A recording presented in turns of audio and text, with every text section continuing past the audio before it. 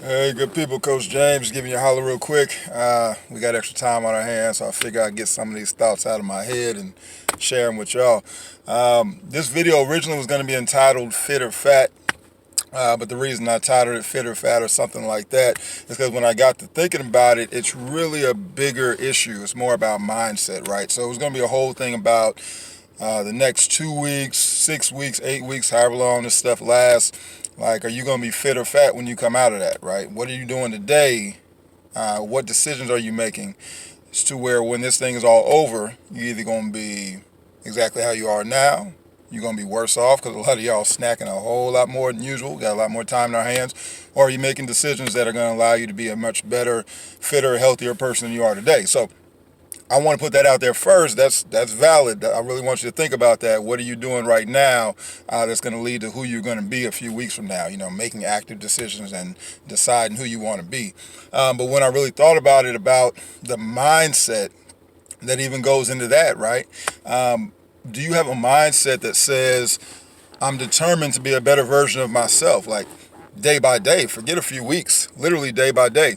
In my calendar, every day at 4 a.m., it literally goes off and it says, be better today than you were yesterday.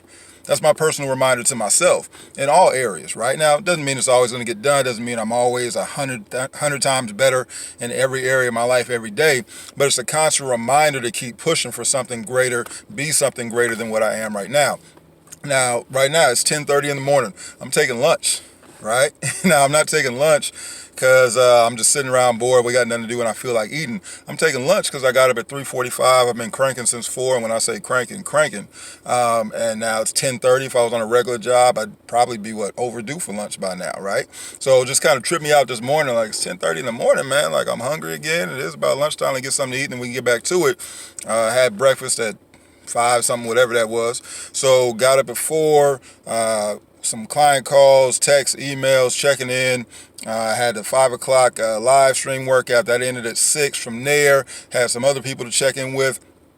Building a brand new fitness app that'll be coming out soon, so worked on that. Had to talk to a few people along those lines. Excuse me.